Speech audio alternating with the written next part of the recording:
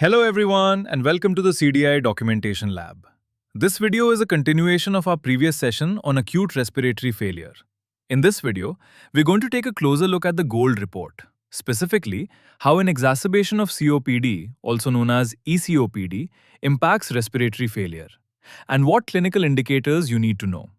So if you haven't already watched the previous video on acute respiratory failure, we recommend starting there first, then come back and join us here. Let's get started. The GOLD report and how it relates to acute respiratory failure. The Global Initiative for Chronic Obstructive Lung Disease, or GOLD, is an evidence-based clinical guideline for diagnosing, managing, and preventing COPD. It was first launched in 1997. The 2023 GOLD report included clinical indicators for acute respiratory failure. But here's the critical point. These indicators apply only to COPD patients experiencing a severe exacerbation of COPD, specifically those presenting with acute hypercapnia plus acidosis. So let's be clear about what the GOLD classification for acute respiratory failure does not apply to. It does not apply to patients without COPD. It does not apply to COPD patients who are not experiencing a severe exacerbation. And it does not apply to COPD patients with acute hypoxemic respiratory failure only, when that failure is caused by a separate acute condition, such as pneumonia or pulmonary embolism. The GOLD report was developed by an international group of leaders in COPD research and clinical practice, and it carries significant authority in the medical community. For COPD patients admitted with respiratory symptoms and a PaCO2 greater than 45 with a pH less than 7.35 or a venous blood gas equivalent, refer to the GOLD classification for respiratory failure due to an exacerbation of COPD, also known as ECOPD.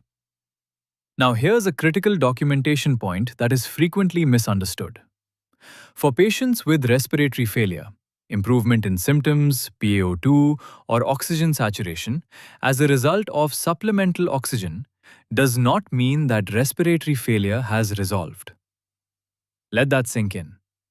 Although symptoms may lessen and oxygenation values may increase or even normalize during oxygen administration, the underlying respiratory failure remains. It would become apparent again if oxygen were withdrawn.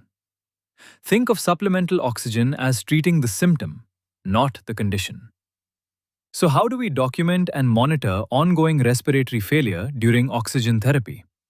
A PF ratio less than 300 indicates ongoing respiratory failure, even when the patient is on oxygen. Serial PF ratios can be used to monitor changes over time during oxygen therapy, and may help identify early clinical deterioration before it becomes obvious. The takeaway for providers and CDI teams: do not let normalized oxygen values on supplemental oxygen lead to undercoding or missed documentation of respiratory failure. The underlying condition must be captured accurately. The bottom line for providers: continue to diagnose acute hypercapnic and acute hypoxemic respiratory failure based on established, widely used diagnosis and treatment guidelines, not on a payer's misapplication of GOLD. These goals exist for one reason: to keep patients healthier longer. First, improve patient outcomes. Second, reduce symptoms and exacerbations. Third, improve quality of life. Fourth, reduce the risk of disease progression. And fifth, reduce mortality.